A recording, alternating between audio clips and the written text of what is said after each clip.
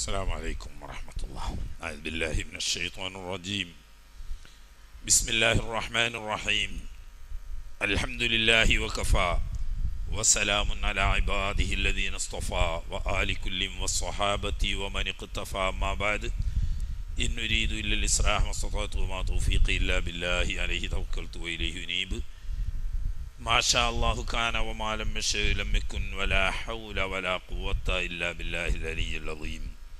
ولا حول ولا قوة إلا بالله العلي العظيم.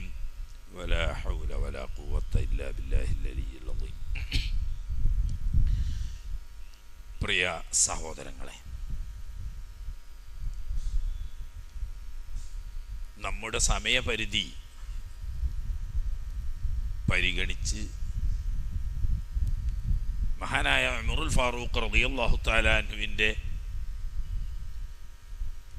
ഭരണകാലത്ത് നടന്ന അതിപ്രധാനമായ മുന്നേറ്റങ്ങൾ, അത് സംബന്ധമായ വിസ്തരിച്ച ഒരു പഠനത്തിൽ നിന്നിട്ടും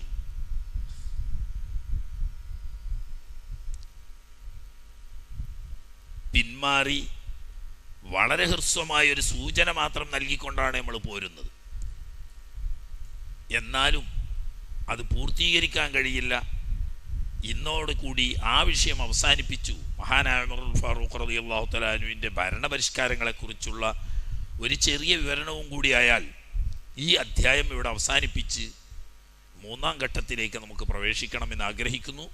അല്ലാഹു തആല നമ്മുടെ ഈ കൂടലും പറയലുമൊക്കെ ഒരു സ്വാലിഹായ അമലായി കബൂലാക്കി ഇസ്ലാമിൻ്റെ പൂർവ്വ ചരിത്രത്തിലേക്ക് തിരിച്ചു പോകാനും നഷ്ടപ്രതാപങ്ങൾ വീണ്ടെടുക്കാൻ വേണ്ടിയിട്ടുള്ള ഒരു പ്രയത്നത്തിന് ഇത് കാരണമാകും. അല്ലാഹു തആല നമ്മിൽ നിന്ന് കബൂലാക്കുമാറാകട്ടെ.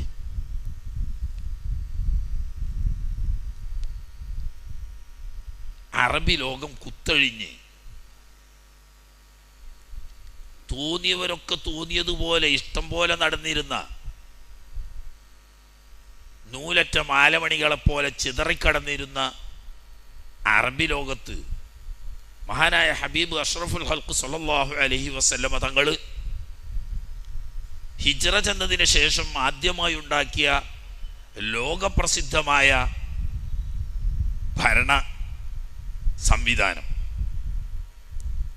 അതിനെപ്പറ്റി വിശദീകരിക്കുന്നില്ലെങ്കിലും നമുക്ക് ഒരു എത്തിനോട്ടം അനിവാര്യമാണ്.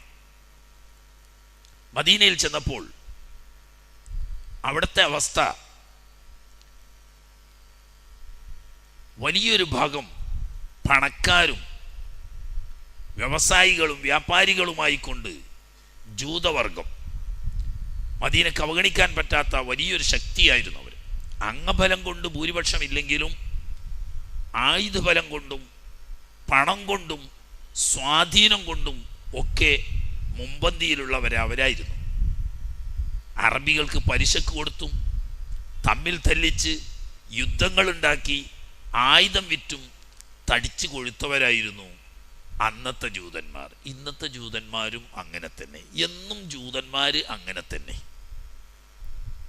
ലോകത്തെ പലിശയുടെ ഹെഡ് എപ്പോഴും ജൂതന്മാരുടെ കയ്യിലായിരിക്കും. മനുഷ്യനെ തമ്മിൽ തല്ലിച്ച് ആയുധം നിർമ്മിച്ച് വിറ്റ് കാശുണ്ടാക്കി കിടന്നുറങ്ങുന്നവനെ കടിച്ച് ചോര കുടിച്ച് വീർക്കുന്നത് പോലെ ജൂത സമൂഹം അങ്ങനെയാണ്. ഔസിനെയും ഹസനയിനെയും തമ്മിലടുപ്പിച്ച് രണ്ട് ഭാഗത്തിനും ആയുധം വിറ്റ് അതിലൂടെ പണം സമ്പാദിച്ച് തടിച്ചു കൊഴുത്ത്, പണമില്ലാതെ വരുമ്പോൾ പലിശക്ക് പണം കൊടുത്ത് അവരെ വീണ്ടും ക്ഷയിപ്പിച്ച് ഇങ്ങനെ പോകുന്നൊരു ഘട്ടത്തിലാണ് അള്ളാഹുവിൻ്റെ മഹത്തായ അനുഗ്രഹം കൊണ്ട് ഔസ് ഹസറജ് ഗോത്രങ്ങളിൽ നിന്നുള്ള എരലിലുണ്ടാവുന്ന ഏതാനും ആളുകൾ പരിശുദ്ധ ദീനുൽ ഇസ്ലാമിലേക്ക് ആകർഷിക്കപ്പെടുകയും അവരുടെ പ്രവർത്തന ഫലമായി മഹാനായ നബി സല്ലല്ലാഹു അലൈഹി വസല്ലം തങ്ങളുടെ പിന്തുണയോടുകൂടി ശക്തമായി പ്രചരിപ്പിച്ചപ്പോൾ 2 വർഷം കൊണ്ട് മുസ്ലിങ്ങൾ അവഗണിക്കാനാവാത്ത ഒരു ശക്തിയായി മാറുകയും ചെയ്തു മദീനയിൽ. ആ സമയത്താണ് അഖബ കരാറുണ്ടാവുകയും മുഹാജിറുകൾ അങ്ങോട്ട് അഭയാർത്ഥികളായി പോവുകയും അനന്തരം തിരുനബി സല്ലല്ലാഹു അലൈഹി വസല്ലം തങ്ങൾ തന്നെ ഹിജ്റ പോവുകയും ചെയ്യുന്നത്. ഇപ്പോൾ മദീനയിലേക്ക് നമുക്ക് നോക്കിയാൽ കാണാനുള്ളത് 4 തരം ആളുകളാണ്. ഒരു ഭാഗം മദീനത്തെ യഥാർത്ഥ മദീന നിവാസികളായ ഔസ്, ഖസ്റജ് എന്നീ അറബി ഗോത്രങ്ങൾ. അവരിൽ ഏതാണ്ട് പകുതിയോളം അല്ലെങ്കിൽ പകുതിയിൽ അല്പം കൂടുതൽ സത്യവിശ്വാസികൾ, സ്വഹാബികൾ. എന്നാൽ ഒട്ടും കുറയാത്ത ഒരു വലിയ ശക്തി അന്നും മുശ്രിക്കുകളായി തന്നെ അവിടെയുണ്ട്. അതോടുകൂടി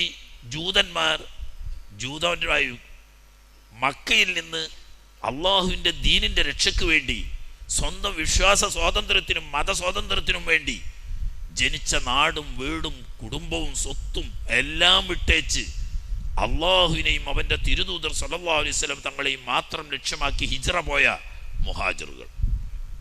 അങ്ങനെ മൂമിനുകളായ മുഹാജിറുകളും അൻസാറുകളും ലോകത്ത് വലിയൊരു വിഷയമാണത്. അതിലേക്കൊന്നും ഇപ്പോൾ കടന്നു വരാൻ സമയമില്ല. ലോകത്തെ എന്നും ഭീഷണിപ്പെടുത്തുന്ന വലിയ പ്രശ്നമാണ് മുഹാജിർ പ്രശ്നം, അഭയാർത്ഥി പ്രശ്നം എന്നത്. ഇന്നും അതാ റോഹിംഗ്യ മുസ്ലിങ്ങൾ അഭയാർത്ഥികളായി അലയുകയാണ്. അവരെ ഏറ്റെടുത്തവരൊക്കെ അവരെ കൊണ്ടിട്ട് വിഷമിക്കുന്നു, അവർ സ്വയവും വിഷമിക്കുന്നു. അതാണല്ലോ അവസ്ഥ. ലോകത്ത് എന്നും അഭയാർത്ഥികൾ ഒരു പ്രശ്നമാണ്. എന്നാൽ മഹാനായ തിരുനബി സല്ലല്ലാഹു അലൈഹി വസല്ലം തങ്ങൾ വളരെ ചെറിയ ഒരു നീക്കത്തിലൂടെ ഹബീബ് സല്ലല്ലാഹു അലൈഹി വസല്ലം ആ പ്രശ്നത്തിന് രമ്യമായി പരിഹാരം കണ്ടു.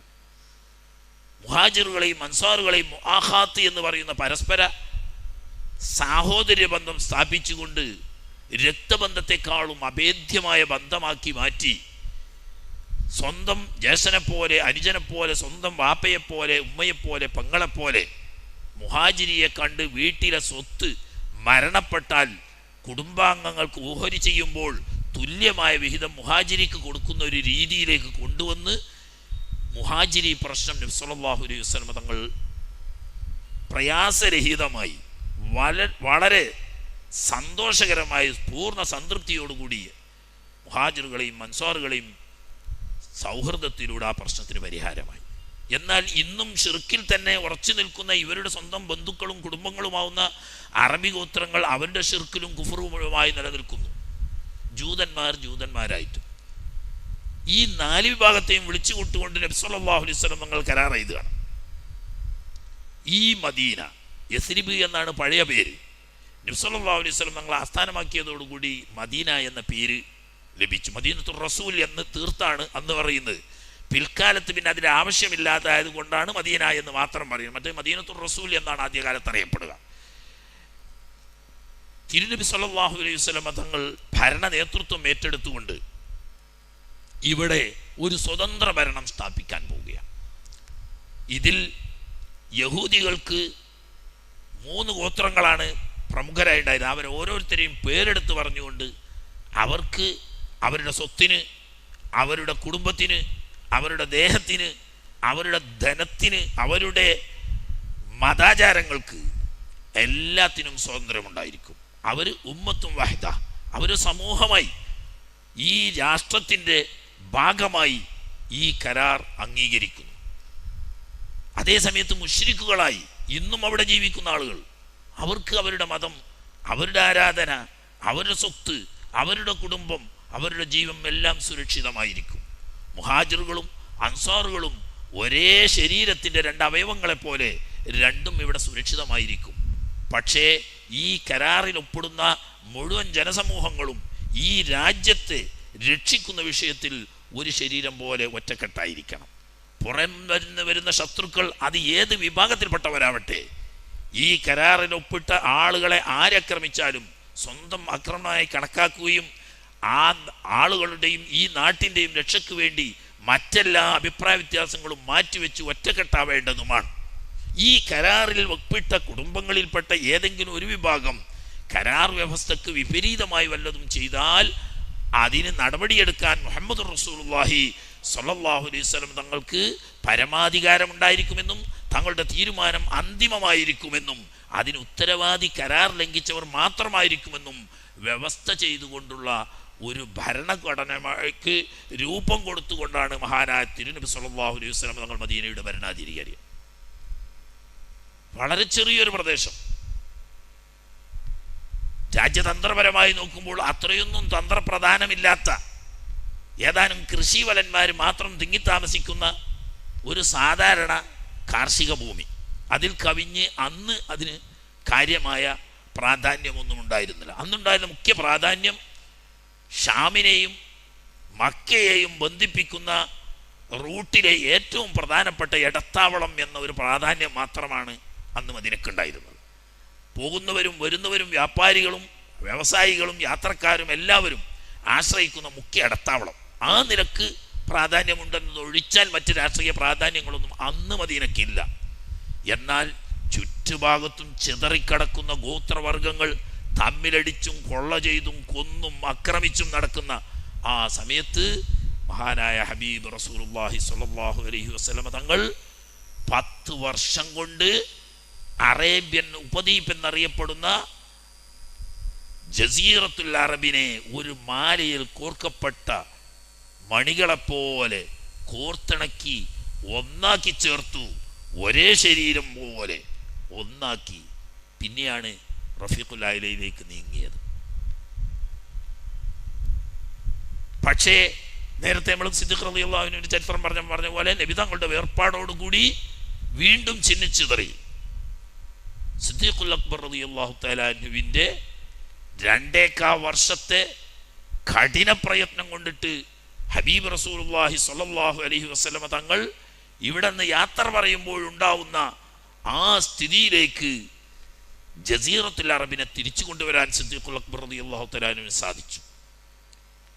പിന്നീട് ഉമറുൽ ഫാറൂഖ് റളിയല്ലാഹു തആല അൻഹുവിന്റെ 10 വർഷത്തെ ഭരണം ലോക ചരിത്രത്തിൽ തങ്കലിപികളെ കൊണ്ട് ഉല്ലേഖനം ചെയ്യപ്പെടേണ്ട മനുഷ്യ പുരോഗതിയുടെ, രാജ്യ ഭദ്രതയുടെ, അതുപോലെ തന്നെ സാമ്പത്തികമായും അല്ലാതെ സാമൂഹ്യമായും സാംസ്കാരികമായും ലോകത്തെന്നും തലയുയർത്തി നിൽക്കുന്ന ഒരു അത്ഭുതത്തിൻ്റെ ചരിത്രമായി മഹാനായ ഉമറുൽ ഫാറൂഖ് റളിയല്ലാഹു തആല അൻഹുവിന്റെ 10 വർഷം.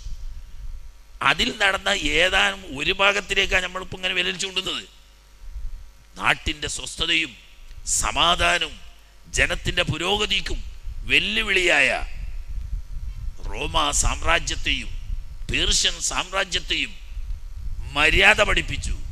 ജനങ്ങളെ അള്ളാഹുവിലേക്ക് അടുപ്പിക്കാനും മനുഷ്യനെ സ്വതന്ത്രരാക്കി ചിന്താ സ്വാതന്ത്ര്യവും മതസ്വാതന്ത്ര്യവും കൊടുത്ത് മനുഷ്യന് അവൻ്റെ വ്യക്തി സ്വാതന്ത്ര്യത്തിലൂടെ അഭിമാനവും ഇസ്സത്തും തലയുയർത്തി നിൽക്കാനുള്ള ഒരവസ്ഥയും ഉണ്ടാക്കിയെടുക്കാൻ വേണ്ടി നടന്ന പടയോട്ടം. ഇന്നലെ നമ്മൾ ഏതാണ്ട് പേർഷ്യൻ സാമ്രാജ്യത്തിലൂടെ അല്പം കടന്നുപോയി, അതിവിടെ അവസാനിപ്പിക്കുകയാണ്. പേർഷ്യൻ സാമ്രാജ്യം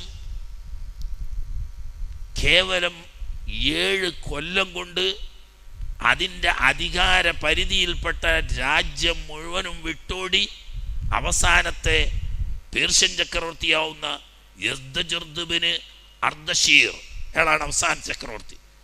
അദ്ദേഹം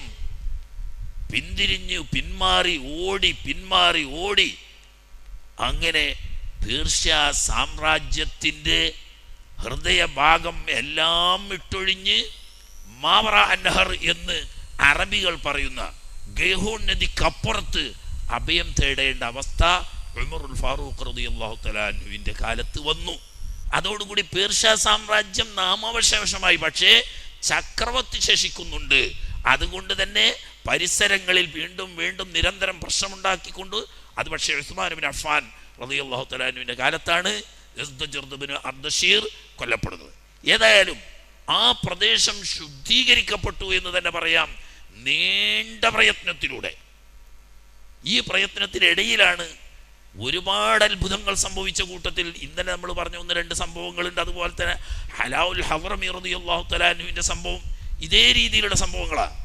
സഅദ് റളിയല്ലാഹു തആല അൻഹും സൈന്യങ്ങളും നിറഞ്ഞു കവിയുന്ന നദിയിലൂടെ കുതിരയെ നടത്തിക്കൊണ്ട് അക്കരെ കടന്നതുപോലെ മറുവശത്ത് ബഹ്റൈനിയും പരിസര പ്രദേശങ്ങളും സുരക്ഷിതമായതോടുകൂടി ആ ഭാഗത്തിരുന്ന് പേർഷ്യ സാമ്രാജ്യത്തിൻ്റെ നിരന്തര ഉപദ്രവം ഉണ്ടായിക്കൊണ്ടിരിക്കുമ്പോൾ മഹാനായ അലാ ഇബ്നുൽ അദ്റമി റളിയല്ലാഹു തആല അൻഹുവിന്റെ നേതൃത്വത്തിലുള്ള സൈന്യം അവരെ മര്യാദ പഠിപ്പിക്കാനും ആ ഭാഗത്തുള്ള പ്രശ്നം പരിഹരിക്കാനും വേണ്ടി പുറപ്പെട്ട സംഭവം നേരത്തെ നമ്മൾ സൂചിപ്പിച്ചിട്ടുണ്ട്.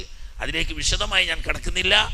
1.5 ദിവസം കപ്പലോടിയാൽ എത്തുന്ന സ്ഥലത്ത് കപ്പലിൻ്റെ സഹായമില്ലാതെ, ബോട്ടിൻ്റെ സഹായമില്ലാതെ, തോണിയോ ചങ്ങാടമോ ഇല്ലാതെ ബഹുമാനപ്പെട്ട സഅദ് റളിയല്ലാഹു തആല അൻഹു നദിയിലാണ് കടന്നതെങ്കിൽ അലാഉൽ അളറമി റളിയല്ലാഹു തആല അൻഹു തിരയടിച്ച് മറിയുന്ന കടലിലൂടെയാണ് സഞ്ചരിച്ചത്. കടലിലൂടെ 1.5 ദിവസം കപ്പലോടേണ്ട ദൂരം രാവിലെ പുറപ്പെട്ട് ഉച്ചയാവുമ്പോൾക്ക് ദ്വീപിൽ കയറിക്കഴിയും. കാരണം മുസ്ലിംകളെ കണ്ടാതെ ശല്യപ്പെടുത്തിക്കൊണ്ടിരിക്കുന്ന നസാറാക്കളും മജൂസികളും ഒന്നിച്ച് മുസ്ലിങ്ങൾക്കെതിരെ നീങ്ങിയപ്പോൾ ബഹുമാനപ്പെട്ട അലാ റളിയല്ലാഹു തആല അവരെ നേരിടുകയും അങ്ങനെ കടൽ തീരം വരെ അവരെ പിന്തുടരുകയും ചെയ്തപ്പോൾ അവരുടെ അടുക്കൽ ധാരാളം കപ്പലുകളുണ്ട്, ധാരാളം ബോട്ടുകളുണ്ട്, ജലവാഹനങ്ങൾ ഇഷ്ടം പോലെ സൗകര്യമുണ്ട്. മുസ്ലിങ്ങൾക്ക് അതില്ല എന്നറിയാം. മുസ്ലിങ്ങൾക്ക് നാവികസേന എന്നൊരു ചിന്ത തന്നെ അക്കാലത്തുണ്ടായിട്ടില്ല. കാരണം പലപ്പോഴും മഹാനായ മുആവിയ റളിയല്ലാഹു തആല അൻഹു ആവശ്യപ്പെട്ടിട്ടുണ്ട്. ആ ഭാഗത്ത് റോമയുടെ ഭാഗത്ത് നിന്ന് നാവികാക്രമണങ്ങൾ നിരന്തരമുണ്ടായി. തീരദേശങ്ങൾ നിത്യം ശല്യം ചെയ്തുകൊണ്ടിരിക്കുമ്പോൾ അവരെ മര്യാദ പഠിപ്പിക്കാൻ വേണ്ടി അടിയന്തരമായി ഒരു നാവികസേന രൂപീകരിക്കാൻ അനുവാദം തരണം എന്നാവശ്യപ്പെട്ടുകൊണ്ട് കത്തയച്ചപ്പോൾ മഹാനായ ഉമറുൽ ഫാറൂഖ് റളിയല്ലാഹു തആല അൻഹു കടൽ യുദ്ധത്തെക്കുറിച്ചും കടലിലെ യാത്രയെക്കുറിച്ചും വിശദമായി വ്യക്തമാക്കാൻ വേണ്ടി അവിടെ നിന്നൊരു വിദഗ്ധനായ എഞ്ചിനീയറോട് ആവശ്യപ്പെട്ടപ്പോൾ അദ്ദേഹം അതിന് കൊടുത്ത വിവരം, അടിയിൽ ആളിക്കത്തുന്ന തീ, മുകളിൽ മറഞ്ഞുകൊണ്ടിരിക്കുന്ന തിരമാല, അതിനിടയിൽ തിമിംഗലങ്ങളും മനുഷ്യനെ വെട്ടുവിഴുങ്ങുന്ന സ്രാവുകളും ഉൾക്കൊള്ളുന്ന ഭീകരമായ അറ്റം കാണാത്ത സമുദ്രം. ഒരബദ്ധം സംഭവിച്ച് തോണി മറിഞ്ഞാൽ, അല്ലെങ്കിൽ കപ്പൽ മറിഞ്ഞാൽ, അല്ലെങ്കിൽ ബോട്ട് മറിഞ്ഞാൽ 1000 വെള്ളത്തിൽ മുങ്ങി മരണപ്പെട്ടു പോകും. റളിയല്ലാഹു അൻഹു പറഞ്ഞു, അള്ളാഹുവിന്റെ റസൂലിന്റെ ഉമ്മത്ത്, മുത്തുമൂമിനീങ്ങളായ സഹോദരങ്ങളെ, ഇങ്ങനെ ഭീകരാന്തരീക്ഷമുള്ള കടലിൽ യുദ്ധം ചെയ്യാൻ ഞാൻ അനുവദിക്കില്ല. അങ്ങനെ നാവികസേന ഉണ്ടായിട്ടില്ല. പിന്നെ അത് മഹാനായ ഉസ്മാൻ ഇബ്നു അഫ്ഫാൻ റളിയല്ലാഹു തആല അൻഹുവിന്റെ കാലത്താണ് മുആവിയ റളിയല്ലാഹു തആല അൻഹുവിന്റെ നേതൃത്വത്തിൽ നാവികസേന രൂപീകരിക്കുകയും ലോക അത്ഭുതം എന്ന് പറയട്ടെ, വെറും 5 കൊല്ലം കൊണ്ട് 200 പടക്കപ്പൽ ഉൾക്കൊള്ളുന്ന ലോകത്തെ അമ്പരപ്പിച്ച ഏറ്റവും സുസജ്ജവും സുശക്തവുമായ നാവികസേന മുസ്ലിം ഗവൺമെന്റിന്റെ കീഴിൽ വന്നത് ഉസ്മാൻ ഇബ്നു അഫ്ഫാൻ റളിയല്ലാഹു തആല അൻഹുവിന്റെ കാലത്താണ്. കാരണം അതൊന്നുമില്ല, ഇവരെ കയ്യിലെല്ലാം ഉണ്ട്. റോമയുടെ കയ്യിലുണ്ട്, പേർഷ്യയുടെ കയ്യിലുണ്ട്. ഇവർ ഈ സൗകര്യം ഉപയോഗിച്ചുകൊണ്ട് ദ്വീപിൽ അഭയം തേടി. അലാ റളിയല്ലാഹു തആല അൻഹു ചിന്തിച്ചു, അവർ ഇനിയും മുസ്ലിം സമുദായത്തെ അസ്വസ്ഥപ്പെടുത്തിക്കൊണ്ടിരിക്കും, മുസ്ലിം രാഷ്ട്രത്തെ അസ്ഥിരപ്പെടുത്തിക്കൊണ്ടിരിക്കും. ഈ രാജ്യത്തിൻ്റെ രക്ഷക്കും ഇതിൻ്റെ പുരോഗതിക്കും അവരെ അവിടെ നിന്ന് മര്യാദ പഠിപ്പിച്ചേ പറ്റൂ. പക്ഷെ എന്താണ് മാർഗം? നമ്മുടെ കയ്യിൽ തോണിയില്ല, ബോട്ടില്ല, കപ്പലില്ല, ഒന്നുമില്ല. പക്ഷേ നമ്മൾ അള്ളാഹുവിൻ്റെ അടിമകളാണ്. അള്ളാഹുവിൻ്റെ കൽപ്പന അനുസരിച്ച് അള്ളാഹിൻ്റെ റസൂലിൻ്റെ ആജ്ഞപ്രകാരം ദഅവത്തിന് വന്നവരാ. അള്ളാഹുവിൻ്റെ അടിമകൾ അള്ളാഹുവിന് വഴിപ്പെടുമ്പോൾ ഈ ലോകം മുഴുവനും ഖലഖലക്കും മാ ഫിൽ അർദി ജമിഅ, ഭൂമുഖത്തുള്ളതെല്ലാം നിങ്ങൾക്ക് വേണ്ടി പടച്ചതാണെന്ന, നമുക്ക് വേണ്ടി പടച്ച ഈ ഭൂമി അള്ളാഹുവിൻ്റെ ഇബാദത്തിനാണെങ്കിൽ ഈ ഇബാദത്ത് ചെയ്യുന്ന അള്ളാഹുവിന് വഴിപ്പെടുന്നവർക്ക് വഴിപ്പെടാത്തൊരു സാധനവുമില്ല. ഞാൻ കടലിലിറങ്ങാണ്, ഇവിടെ നദിയിലല്ല ഇറങ്ങുന്നത്, തിരടിച്ചു കൊണ്ടിരിക്കുന്ന ഭീകരമായ കടലിൽ ബിസ്മി ചൊല്ലി ഇറങ്ങി അലാ റളിയല്ലാഹു തആല അൻഹു. സൈന്യങ്ങൾ ആരും പിന്തി നിന്നില്ല, എല്ലാവരും ഇറങ്ങി നേരെ ഈ മജൂസികളും നസറാക്കളും തമ്പടിച്ച അവരുടെ സൈന്യ കേന്ദ്രമാവുന്ന ദ്വീപിൽ ജീവൻ അള്ളാഹുവിന് സംഭാവന ചെയ്തുകൊണ്ട്, കാരണം അവർക്ക് എന്തും ചെയ്യാം, അവരെ അങ്ങോട്ട് ചെന്നല്ലേ ഉള്ളൂ. കുതിരപ്പുറത്താണ് ചെല്ലുന്നത്, കടലിലൂടെ നേരെ ചെന്ന് ദ്വീപിൽ പ്രവേശിച്ചു. ഘോര യുദ്ധം നടത്തി. ഉച്ച കഴിയുമ്പോഴേക്ക് യുദ്ധം വിജയിച്ചു, ദ്വീപ് കീഴടക്കി. സൈന്യത്തിൽ ഒരു ഭാഗത്തെ അവിടെ കാവൽ നിർത്തി മഹാനായ അലാഉൽ അളറമി റളിയല്ലാഹു തആല അൻഹു സൈന്യവും ഉറൂബോടുകൂടി മറുകരയെത്തി. ലോകാത്ഭുതങ്ങളിൽപ്പെട്ട അത്ഭുതമാണ്. യാത്ര ചെയ്യാൻ, കപ്പലിൽ യാത്ര ചെയ്യാൻ 1.5 ദിവസം വേണ്ടടുത്ത് കാൽ ദിവസം കൊണ്ട് അങ്ങോട്ടും ബാക്കി കാൽ ദിവസം കൊണ്ട് ഇങ്ങോട്ടും അര ദിവസം കൊണ്ടൊരു ദ്വീപിനെ മുഴുവനും കീഴടക്കി ലോകത്തെ അമ്പരപ്പിച്ചുകൊണ്ട് മഹാനായ അലാഉൽ ഹളറമി റളിയല്ലാഹു തആല അൻഹു. പക്ഷേ ഒരു പക്ഷേ ഉണ്ട്. എന്താ? നേരത്തെ ഏത് സൈനിക കമാൻഡറും അമീറും എന്തൊരു നീക്കം നടത്തുമ്പോഴും ഖലീഫയോട് നേരെ സമ്മതം ചോദിച്ച് അനുവാദം വാങ്ങിയിട്ടേ ചെയ്യാറുള്ളൂ. സമയ ദൗർബല്യം കാരണം, സമയക്കുറവ് കാരണം മദീനയിൽ റിപ്പോർട്ട് കൊടുത്ത് അവിടെ നിന്ന് മറുപടി വരുന്നത് വരെ കാത്തു നിൽക്കുമ്പോഴേക്ക് ഇവര് കപ്പലിൽ കയറി മറുകര രക്ഷപ്പെടും, അവരെ വിട്ടയച്ചുകൂടാ എന്ന നിലക്ക് തലസ്ഥാനത്ത് നിന്നുള്ള അനുവാദം വാങ്ങാതെയാണ് അലാഉൽ ഹളറമി റളിയല്ലാഹു തആല അൻഹു ഈ മുന്നേറ്റം നടത്തിയത്. അത് ഉമർ റളിയല്ലാഹുവിന് ഇഷ്ടപ്പെട്ടില്ല. സംഗതി വലിയ അത്ഭുതം, കറാമത്താണ്. വലിയ അത്ഭുതത്തിന്റെ ഉടമയാണ് അലാഉൽ ഹളറമി റളിയല്ലാഹു തആല. സൈനിക സഞ്ചാരം മുന്നോട്ട് നടത്തുന്ന സമയത്ത് ഒരിക്കൽ ഒരിറ്റു വെള്ളമില്ല, കുടിക്കാൻ ഒരു തുള്ളി വെള്ളമില്ല, ഒട്ടകങ്ങൾക്കും കുതിരകൾക്കും കുടിക്കാൻ വെള്ളമില്ല, ദാഹിച്ച് മരിക്കുമെന്നൊരവസ്ഥയെത്തി. വിജനമായ മരുപ്രദേശം. എല്ലാവരും പറഞ്ഞു നമ്മൾ എന്ത് ചെയ്യും, എങ്ങനെ മുന്നേറും? അവര് അപ്പോഴും അലാ റളിയല്ലാഹു അൻഹു പറഞ്ഞു, നിങ്ങൾ ബേജാറാവണ്ട, ഇതൊന്നും നമ്മളെ കയ്യിലല്ല, നമ്മുടെ ആവശ്യത്തിന് വേണ്ടിയാണ്. നമുക്ക് ദുനിയാവിൻ്റെ യാതൊരു ആഗ്രഹവുമില്ല, ദുനിയാവിൻ്റെ യാതൊരു ലക്ഷ്യവുമില്ല. അള്ളാഹുവിൻ്റെ ദീനിൻ്റെ ദഅവത്ത് ജനങ്ങളിൽ എത്തിക്കാൻ ഇറങ്ങിയ നമ്മളെ അള്ളാഹു കൈവിടിയോ? നിങ്ങൾ എന്തിനാ ബേജാറാവുന്നത്? എല്ലാവരും ഇറങ്ങിക്കോളി പറഞ്ഞു. ഈ വിജനമായ വെറും മരുപ്രദേശത്ത് മഹാനവർകൾ 2 റക്അത്ത് നിസ്കരിച്ചുകൊണ്ട് കൈയുയർത്തി ദുആ ചെയ്തു. അർഹമുർ-റഹീമായ റബ്ബേ, നിന്റെ ഹബീബിൻ സല്ലല്ലാഹു അലൈഹി വസല്ലം തങ്ങളുടെ കൽപ്പന ശിരസാ വഹിച്ചുകൊണ്ട് നിന്റെ അടിയാറുകൾക്ക് നിന്റെ ദഅവത്ത് എത്തിക്കാൻ വേണ്ടി പുറപ്പെട്ട ഞങ്ങൾ വെള്ളമില്ലാതെ വിഷമിക്കും. നീയാണ് ഭൂമിയുടെയും ആകാശത്തിൻ്റെയും ഉടമ, നീയാണ് എല്ലാത്തിൻ്റെയും അധികാരി, നീ ഞങ്ങൾക്ക് സഹായം നൽകണമേ. ദുആ ചെയ്ത് കഴിയേണ്ട താമസം പെട്ടെന്ന് കാർമേഘം വന്നു, ശക്തമായൊരു മഴ വീക്ഷിച്ചു. ഇഷ്ടം പോലെ വെള്ളം, കുടിക്കേണ്ടവർ ഇഷ്ടം പോലെ കുടിച്ചു, കുളിക്കേണ്ടവർ കുളിച്ചു, മൃഗങ്ങളെ കുളിപ്പിച്ചു, പാത്രങ്ങളെല്ലാം നിറച്ചു, ആവശ്യങ്ങളൊക്കെ തീർന്ന് സന്തോഷമായി തിരിച്ച് വാഹനം കയറി യാത്ര പുറപ്പെടുകയാണ്. അപ്പോഴാണ് അത്ഭുതം ശരിക്കും മനസ്സിലാകുന്നത്. ഈ അവർ കാമ്പടിച്ച പ്രദേശത്തിൻ്റെ അപ്പുറത്തേക്ക് ഒരിറ്റു മഴ പെയ്തിട്ടില്ല. അവർക്ക് വേണ്ടി മാത്രം ഒരു പൈപ്പ് തുറന്നു കൊടുത്തതുപോലെ അവരിരിക്കുന്ന ആ സ്ഥലത്തേക്ക് മാത്രം മഴ വർഷിച്ചു. അതുപോലെ അവസാനം മറ്റൊരു സൈനിക യാത്രയിലാണ് മഹാനായ അലാഉൽ ഹളറമി റളിയല്ലാഹു തആല വഫാത്താകുന്നത്. വഫാത്തായി ഉടനെ മയ്യിത്ത് കുളിപ്പിച്ചു, കഫൻ ചെയ്തു, നിസ്കരിച്ചു, അവിടെ തന്നെ ഖബർ കുഴിച്ചു. മഹാന്മാരായ സഹാബത്ത് മറമാടി അവർ യാത്ര പുറപ്പെടാൻ തുടങ്ങുമ്പം ആ പ്രദേശത്തുകാർ പറഞ്ഞു, ഇവിടെ മരിച്ച മയ്യിത്ത് മറമാടാൻ പറ്റൂല, ഈ ഭൂമിക്ക് ഒരു പ്രത്യേകത ഉണ്ട്, എത്ര തന്നെ ആഴത്തിൽ കുഴിച്ച് മറമാടിയാലും നേരം പുലരുമ്പോൾ മയ്യിത്ത് പുറത്തു പോകും. ഈ നാട്ടിൻ ഈ ഭൂമിയുടെ പ്രത്യേകത, ഈ പ്രദേശത്ത് മയ്യിത്ത് മറമാടാൻ പറ്റൂല. ഞങ്ങൾ ഇവിടെ നിന്ന് മരിച്ചവരെ മറ്റൊരു നാടുണ്ട്, ആ നാട്ടിൽ കൊണ്ടുപോയിട്ട് അവിടെ മറമാടാൻ, ഇവിടെ മറമാടിയിട്ട് കാര്യമില്ല, പുറത്ത് ചാടുന്ന. അപ്പൊ പിന്നെ നിവൃത്തിയില്ലല്ലോ. മഹാന്മാരായ സഹാബത്ത് ഖബർ മാന്തി നോക്കുമ്പോൾ ഖബറല്ലാതെ ഒരടയാളം പോലും അതിനകത്തില്ല. അലാഉൽ ഹളറമി റളിയല്ലാഹു തആല അൻഹു മയ്യിത്ത് സ്വീകരിക്കാത്ത ആ ഭൂപ്രദേശത്ത് നിന്ന് എവിടെ പോയി എന്ന് അല്ലാഹു സുബ്ഹാനഹു വ തആലക്കല്ലാതെ അറിയില്ല. ഇവർ സ്ഥലം വിട്ടു പോയിട്ടില്ല. ഉടനെ തന്നെ ഖബർ മാന്തി നോക്കുമ്പോൾ ആ മയ്യിത്ത് പിന്നീട് ലോകത്ത് കണ്ടിട്ടില്ല. ഈ സംഭവം എല്ലാ ചരിത്രങ്ങളും പറഞ്ഞതിന് പുറമെ സാക്ഷാൽ ഇബ്നു തൈമിയ ഇഖ്തിലായിലും പറഞ്ഞിട്ടുണ്ട്, അൽ ഫുർഖാനിലും പറഞ്ഞിട്ടുണ്ട്, അയാളുടെ ധാരാളം കിതാബുകൾ എടുത്തു പറഞ്ഞിട്ടുണ്ട്.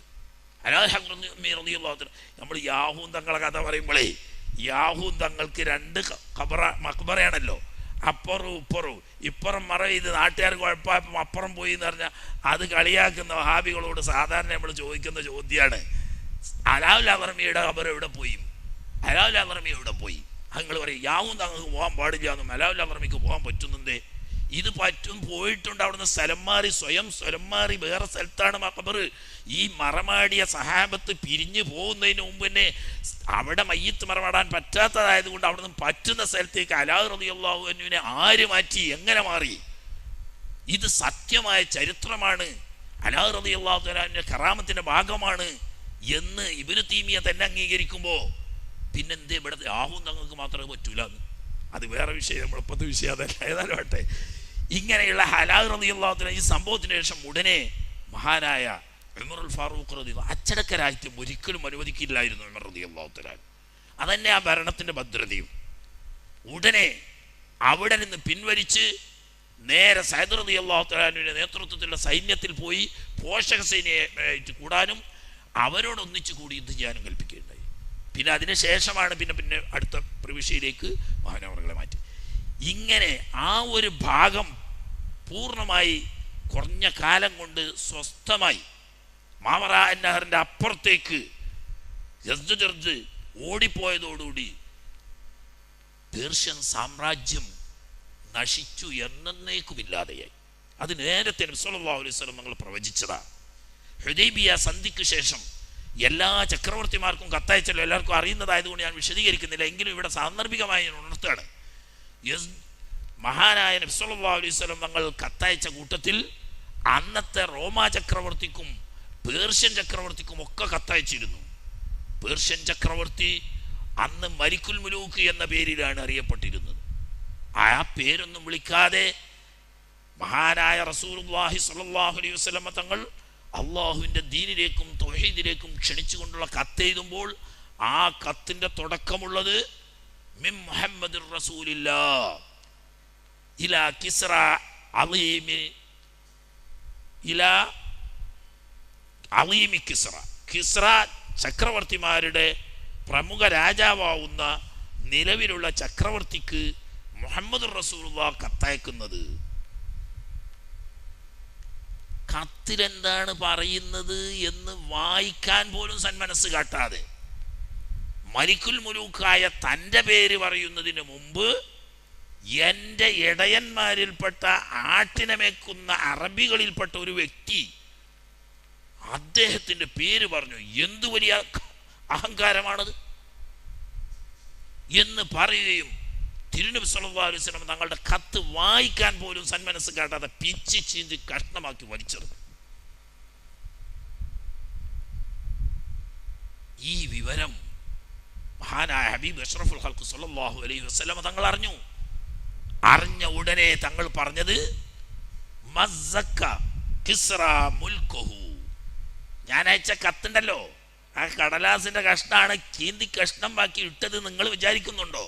അല്ല, യഥാർത്ഥത്തിൽ സംഭവിച്ചത് കിസ്റ ചക്രവർത്തി വിശാലവും വിസ്തൃതവും സമ്പൽ സമൃദ്ധവുമായിരിക്കുന്ന പേർഷ്യൻ സാമ്രാജ്യം ചിന്നിച്ചിതറുമാർ പിച്ച് ചീന്തി വലിച്ചെറിയുകയാണ് ചെയ്തത്. ലാ കിസ്റ ബഅദല്ലോ, ഇനി കിസ്റ ചക്രവർത്തിമാർക്കോ പേർഷ്യൻ സാമ്രാജ്യത്വത്തിനോ ലോകത്ത് നിലനിൽപ്പില്ല. അതുകൊണ്ട് തന്നെ അവസാനത്തെ ചക്രവർത്തിയാവുന്ന യസ്ദജർദ് മഹാനായ ഉസ്മാൻ ഇബ്നു അഫ്ഫാൻ റളിയല്ലാഹു തആല അൻഹുവിന്റെ കാലത്ത് കൊല്ലപ്പെട്ടതോടുകൂടി അങ്ങനെ ഒരു സാമ്രാജ്യമോ അങ്ങനെ ഒരു ഭരണകൂടമോ ഇന്ന് വരെ ലോകത്തില്ല, ഇനിയൊട്ടുണ്ടാവുകയില്ല. നബി സല്ലല്ലാഹു അലൈഹി വസല്ലം നമ്മുടെ നേരത്തെയുള്ള പ്രവചനമാണ്. അതേ സമയത്ത് റോമക്കാർ നേരെ മറിച്ച, റോമക്കാർക്കും ഇതേ കത്തയച്ചിരുന്നു. പക്ഷേ അവർ അഹ്ലു കിതാബുകളാ, നസറാക്കളാ. തന്നെയുമല്ല, അന്നത്തെ റോമാ ചക്രവർത്തി വലിയ ഒരു വേദപണ്ഡിതനും കൂടിയായിരുന്നു. തൗറാത്തും ഇഞ്ചീലും ആഴത്തിൽ പഠിച്ച അവരുടെ പുരോഹിതന്മാരെ മേലെ നിൽക്കാൻ പറ്റുന്ന ഒരു വലിയ പണ്ഡിതനായിരുന്നു അന്നത്തെ റോമാ ചക്രവർത്തി. കത്ത് കിട്ടി, ആ കത്ത് വായിച്ചു. അതിൻ്റെ മുമ്പ് ഇയാൾ ഒരു സ്വപ്നം കണ്ടു. മാർക്കം കൈക്കൊൽപ്പെട്ട ഏതാനും ആളുകൾ ലോകത്തിന്റെ അധികാരം കൈയാളുന്നതായും റോമാ സാമ്രാജ്യം തകരുന്നതായും സ്വപ്നത്തിലൂടെ കാണുകയും ഈ വിവരം വെച്ച് അദ്ദേഹത്തിന്റെ ഭരണപ്രദേശങ്ങളിലേക്കൊക്കെ അന്വേഷണ കമ്മീഷൻ വെച്ചു. ഏത് ജനസമൂഹമാണ് മാർക്കം കഴിക്കുന്നവർ? ആരാണ് ഈ മാർക്കം കഴിച്ച ആൾക്കാർ? അവർക്ക് ആ മാർക്കം കഴിക്കാന്ന് പറഞ്ഞ പരിപാടി നസറാനിക്ക് ഒന്നുമില്ല. അപ്പോൾ അന്വേഷിച്ചതിൽ നിന്നിട്ട് അവർക്ക് കിട്ടിയ വിവരം അവരുടെ പ്രദേശത്തുള്ള മാർക്കം കഴിച്ചവർ ജൂതന്മാർ മാത്രമാണ്. ജൂതന്മാർ മാർക്കം കഴിക്കും. അപ്പോൾ റിപ്പോർട്ട് വന്നു, നമ്മുടെ നാട്ടിലെ ന്യൂനപക്ഷമായ യഹൂദീസ് വിഭാഗം മാത്രമാണ് നമ്മുടെ നാട്ടിൽ മാർക്കം കഴിക്കുന്നത്. അവർ വിഷയം അത്ര പ്രശ്നമാക്കി എടുക്കേണ്ടതില്ല. കാരണം അവർ നമ്മുടെ ഭരണത്തിൻ്റെ കീഴിലുള്ള വളരെ ചെറിയൊരു ന്യൂനപക്ഷമാണ്. ഏത് ഒരു ഉത്തരവ് അങ്ങ് ഇട്ടാൽ 1 മണിക്കൂർ കൊണ്ട് ജൂതനാവുന്ന ഒരാളും ഭൂമിയിൽ ശേഷിക്കാത്ത നിനക്ക് കൊന്നുകളയാൻ കഴിയും. അതിലൊരു വിഷയാക്കണ്ട. ഈ ചർച്ച നടന്നുകൊണ്ടിരിക്കുമ്പോഴാണ് മഹാനായ റസൂലുള്ളാഹി സ്വല്ലല്ലാഹു അലൈഹി വസല്ലമ തങ്ങളുടെ കത്തുമായി കൊണ്ട് മദീനത്ത് നിന്ന് പുറപ്പെട്ട സഹാബി കൈസർ ചക്രവർത്തിയുടെ ദർബാറിലെത്തുന്നത്. കത്ത് കിട്ടി, വിവരം അന്വേഷിച്ചു. അറിഞ്ഞപ്പോൾ അറബി നാട്ടിൽ നിന്ന് വരുന്നതാണെന്നും മുഹമ്മദ് എന്ന പേരിൽ അന്ത്യപ്രവാചകൻ റസൂലുള്ളാഹി സ്വല്ലല്ലാഹു അലൈഹി വസല്ലം തങ്ങളുടെ സഹാബിയാണെന്നും ഈ ദീന് ലോകത്ത് മുഴുവനും വ്യാപിക്കുമെന്നും അവരുടെ ഭരണത്തിൻ്റെ കീഴിൽ പേർഷ്യയും റോമയും എല്ലാം ഇല്ലാതായി പോകുമെന്നും ഒക്കെയുള്ള വിവരം ഇയാൾ നേരത്തെ തന്നെ വിവരമുള്ള ആളാ. അടുപ്പിച്ച് ആ ഉടനെ ഒരു ഭടനെ വിളിച്ചിട്ട് പറഞ്ഞു, ഈ കത്തുമായിട്ട് വന്ന ആളെ പോയിട്ട് പരിശോധിച്ചിട്ട് വാ, ഒരു മാർക്കം കഴിച്ചിട്ടുണ്ടോ. അപ്പം അറബികൾ പഴയ കാലത്ത് ഇബ്രാഹിം മില്ലത്ത് എന്നുള്ള ആൾക്ക് പഴയ കാലത്തെ മാർക്കം കഴിക്കുന്നുണ്ട്. ആ ദൂതൻ മാർക്കം കഴിച്ചതാണെന്നുള്ള വിവരം കിട്ടിയതോടുകൂടി രാജാവാകെ പേടിച്ച് വിളർത്തുപോയി. കാരണം അയാൾക്കറിയാം യഥാർത്ഥമായ അവസാനത്തെ റസൂല് വരാനുണ്ട്. ആ റസൂല് വന്നു കഴിഞ്ഞാൽ പിന്നെ നമ്മൾക്കാർക്കും ഇവിടെ നിലനിൽപ്പില്ല. ആ ഭരണകൂടത്തെയും ആ മതത്തെയും അംഗീകരിക്കുകയല്ലാതെ മറ്റൊരു വഴിയില്ല. അത് എൻ്റെ കാലത്ത് തന്നെ വന്നോ എന്നുള്ള ഭീതി. ഏതായാലും ആട്ടെ. എന്നാൽ കത്ത് വായിച്ച് പ്രഖ്യാപനം നടത്തുന്നതിന് മുമ്പ് അന്ന് ഹെംസിലുണ്ട് ഇയാൾ. ഇടയ്ക്കിടയ്ക്ക് ഇങ്ങനെ മാറും. താൽക്കാലിക ക്യാമ്പാണ് ഹെംസിൽ. അപ്പോൾ ഇവിടെ കച്ചവടത്തിന് വന്ന അറബികൾ ആരെങ്കിലും ഉണ്ടോ എന്ന് അന്വേഷിക്കാൻ പറഞ്ഞു. അന്വേഷിച്ചു. അപ്പോൾ അബൂ സുഫിയാനും കൂട്ടരും കച്ചവടത്തിന് എന്ന സമയമാണ്, നീണ്ട സമയമാണ്, ഞാൻ ചുരുക്കാൻ. അവരവിടെ വിളിപ്പിച്ചിട്ട് വിവരങ്ങളൊക്കെ അന്വേഷിച്ചു. നിങ്ങളുടെ കൂട്ടത്തിൽ ആരാണ് ഈ നബിയാണെന്ന് പറഞ്ഞിട്ട് നിങ്ങളുടെ നാട്ടിലൊരാളുണ്ടല്ലോ, അവരുമായിട്ട് ഏറ്റവും അടുത്ത കുടുംബ ബന്ധമുള്ള ആരാണ് ചോദിച്ചു. അപ്പോൾ കൂട്ടത്തിൽ അബൂ സുഫിയാൻ തന്നെ, ഏറ്റവും അടുത്ത ബന്ധത്തിലുള്ള ആൾ അബൂ സുഫിയാൻ തന്നെ. ഇയാളെ മുന്നിലിരുത്തി, ബാക്കി അറബികളൊക്കെ ബേക്കിലിരുത്തി. ചില കാര്യങ്ങൾ ഞാൻ ഇദ്ദേഹത്തോട് അന്വേഷിക്കാൻ പോകുന്നു. സത്യം പറയണം, കളവ് പറയരുത്. ബേക്കിലുള്ളവരോട് പറഞ്ഞു, ഇയാൾ എന്തെങ്കിലും കളവ് പറഞ്ഞാൽ വെറുതെ ഒന്ന് സൂചിപ്പിക്കണം. അങ്ങനെ മുന്നിലിരുത്തി അബൂ സുഫിയാൻ റളിയല്ലാഹു തആല അൻഹുവിനോട് കുറേ കാര്യങ്ങൾ, അതൊന്നും വിശദീകരിക്കേണ്ട സമയമല്ല, കുറേ ചോദ്യങ്ങൾ ചോദിച്ചു. ചോദ്യത്തിനൊക്കെ കൃത്യമായ ഉത്തരം പറഞ്ഞപ്പോൾ പറഞ്ഞു, നിങ്ങൾ പറഞ്ഞത് ശരിയാണെങ്കിൽ ഈ കത്തയച്ച വ്യക്തി ഞാനിരിക്കുന്ന എൻ്റെ ഈ മണ്ണ് അദ്ദേഹത്തിൻ്റെ അധികാരത്തിൽ വരും. ഈ നാട് അവർ കീഴിൽ വരും. ഞാൻ അവിടെയായിരുന്നെങ്കിൽ അദ്ദേഹത്തിന് പാദസേവ ചെയ്യുമായിരുന്നു. ഞാൻ സ്വന്തമായി കാൽ കഴുകി കൊടുക്കുമായിരുന്നു. അദ്ദേഹത്തിൻ്റെ ഒരു ഖാദിമായി ഞാൻ ജീവിക്കുമായിരുന്നു എന്ന് പറഞ്ഞു. അവരെ വിട്ടതിന് ശേഷം ഇദ്ദേഹം കൊട്ടാരത്തിലെ ദർബാർ ഹാളിൽ ഇവരുടെ എല്ലാ അച്ഛന്മാരെയും പ്രഭുക്കന്മാരെയും മന്ത്രിമാരെയും വിളിച്ചു കൂട്ടാൻ കൽപ്പിച്ചു. എല്ലാവരും ഒരുമിച്ച് കൂടിയതിനു ശേഷം സ്റ്റേജിൽ രാജാവ് പ്രത്യക്ഷപ്പെട്ടു. പരിചാരകന്മാരോട് എല്ലാ വാതിലും അടച്ച് പൂട്ടാൻ നേരത്തെ തന്നെ ഓർഡർ ചെയ്തിട്ടുണ്ട്. കാരണം പ്രതികരണം എങ്ങനെയായിരിക്കും ഊഹിക്കാനൊക്കെ ചക്രവർത്തിക്ക് സാധിക്കുമായിരുന്നു. എല്ലാവരും അകത്ത് കയറി യഥാസ്ഥാനത്ത് ഇരുന്നതിന് ശേഷം വാതിൽ പൂട്ടിയതിനു ശേഷം ചക്രവർത്തി പറഞ്ഞു, ഓ ജനങ്ങളെ, ഞാനൊരു സത്യം നിങ്ങളുടെ മുന്നിൽ തുറന്നു പറയാം. നമുക്ക് ഇഹലോകത്തും പരലോകത്തിലും ഇസ്സത്ത് നിലനിൽക്കാൻ, നമ്മുടെ ഇസ്സത്തും നമ്മുടെ അധികാരവും നമ്മുടെ ഭരണവും നിലനിൽക്കാൻ, നാളെ പരലോകം രക്ഷപ്പെടാൻ ഏറ്റവും ഉത്തമമായൊരു മാർഗം ഞാൻ നിങ്ങളുടെ മുന്നിൽ നിർദ്ദേശിക്കാം. മറ്റൊന്നുമല്ല, തൗറാത്തിലും ഇഞ്ചീലിലും വിവരിച്ച അന്ത്യപ്രവാചകൻ തന്നെയാണ് മക്കയിൽ പ്രത്യക്ഷപ്പെട്ടിരിക്കുന്നത്, മദീനയിൽ ഇപ്പോൾ ഭരണം നടത്തിക്കൊണ്ടിരിക്കുന്നത്. അവരാണ് ഈ കത്തയച്ചിരിക്കുന്നത്. പറഞ്ഞതനുസരിച്ച് നമ്മൾ അള്ളാഹുലും റസൂലിലും വിശ്വസിച്ചാൽ നമുക്ക് ഒന്നും നഷ്ടപ്പെടാനില്ല. നമ്മുടെ രാജ്യം നമുക്കാണ്, നമ്മുടെ അധികാരം നമുക്കാണ്, നമ്മുടെ സമ്പത്ത് നമുക്കാണ്. അവരാരും ഒരു ശല്യവും ചെയ്യില്ല. നേരെ മറിച്ചാണെങ്കിൽ ഞാനിരിക്കുന്ന ഈ മണ്ണ് ആ റസൂലിന്റെ കാലടിയിലായിരിക്കും. നാം അവരുടെ അടിമകളും പരിചാരകന്മാരുമായി മാറും. അതുകൊണ്ട് രണ്ട് ലോകത്തെയും രക്ഷക്ക് നല്ലത് ആ ദീൻ സ്വീകരിച്ച് നമ്മൾ ദുനിയാവും ആഖിറവും രക്ഷപ്പെടുത്തലാണ് എന്ന് പറയേണ്ട താമസം സഭ ആകെ ഇളകി മറിഞ്ഞു. സഭ ആകെ, കാരണം എന്താ, അവര് സുഖലോലുപന്മാരായി പാവപ്പെട്ട സാധാരണക്കാരനെ പീഞ്ഞ് ഊറ്റിക്കുടിച്ച് അവര് സുഖിച്ച് മതിക്കുകയാണ്. അവർക്കറിയാം ഇസ്ലാമിൽ വന്നാൽ എല്ലാവരും ഒരുപോലെ ആയിരിക്കും. പിന്നെ ഒരു കൂട്ടർക്കായിട്ട് പ്രത്യേകിച്ച് ഒരു ആനുകൂല്യം ഉണ്ടാകുന്നതല്ല. ഈ സുഖവും സൗകര്യങ്ങളും ഈ അധികാരങ്ങളും സൗകര്യവും സമ്പൽ സമൃദ്ധിയും ഒക്കെ നഷ്ടപ്പെട്ടു പോകും എന്നുള്ള ബേജാറ് കൊണ്ട് അവർക്കും അറിയാം അന്ത്യപ്രവാചകൻ ഹക്കായ നബിയാണെന്നും ആ നബിയുടെ ദീൻ ഇവിടെ വിജയിക്കുമെന്നും അവർക്കും അറിയാം. പക്ഷേ ദുന്യവിയായ ആനുകൂല്യങ്ങൾ നഷ്ടപ്പെടും എന്നുള്ള പേടി കൊണ്ട് അത് സ്വീകരിക്കാൻ തയ്യാറായില്ല. ബുദ്ധിമാൻ തന്ത്രശാലിയുമായ രാജാവ് പറഞ്ഞു, എല്ലാവരും ശാന്തരായിരിക്കും, ഞാൻ ചില കാര്യങ്ങൾ പറയാം. ശാന്തരായി, ഞാൻ നിങ്ങൾക്ക് നിങ്ങളുടെ മതത്തിൽ എത്രത്തോളം വിശ്വാസം ഉറപ്പുണ്ടെന്ന് അറിയാൻ പരിശോധിച്ചതാ. അല്ലാതെ ഇപ്പോൾ ഒരു ആരെങ്കിലും ഒരാൾ കത്തയക്കുമ്പോക്ക് നമ്മുടെ പൈതൃകവും നമ്മുടെ പാരമ്പര്യവും നമ്മുടെ സമുദായവും ഒക്കെ ഇട്ടേച്ച് പോവാന്ന് ഞാൻ നിങ്ങളോട് പറയോ? ഇപ്പം എനിക്ക് തൃപ്തിപ്പെട്ടു. എന്തായാലും നിങ്ങൾ നിങ്ങളുടെ പ്രസ്ഥാനത്തിനും നിങ്ങളുടെ വിശ്വാസത്തിനും ഉറച്ചു നിൽക്കുമെന്ന് എനിക്ക് ബോധ്യപ്പെട്ടിരിക്കുന്നു. അതുകൊണ്ട് എല്ലാവരും ശാന്തരായി തിരിച്ചു പോകാം. അപ്പോൾ അവർക്ക് സന്തോഷമായി. എല്ലാവരും രാജാവിൻ്റെ മുന്നിൽ സുജൂദ് ചെയ്തു. അവരെ വിട്ടു. ഒരു രക്ഷയില്ല. അള്ളാഹുവിൻ്റെ പ്രതിഫലവും പരലോകവും ലക്ഷ്യം വെച്ചിരുന്നെങ്കിൽ അന്ന് ഹെർക്കൽ ചക്രവർത്തി മോമിനാണ്. അയാൾക്ക് 100% അറിയാം. പക്ഷേ അയാൾക്കറിയാം തിരുനബി സല്ലല്ലാഹു അലൈഹി വസല്ലം തങ്ങളുടെ കത്ത് ഇതൊരു സൂചന മാത്രമാണ്. ഇത് മനസ്സിലാക്കാൻ കഴിയാത്ത പേർഷ്യൻ ചക്രവർത്തി ഇത് പിച്ചു ചിന്തി വലിച്ചെറിഞ്ഞപ്പോൾ എന്ന് നബി തങ്ങൾ പ്രഖ്യാപിച്ചില്ലേ. ഇത് അറിയുന്ന ആളാണ് കൈസർ. കൈസർ എന്ത് ചെയ്തു?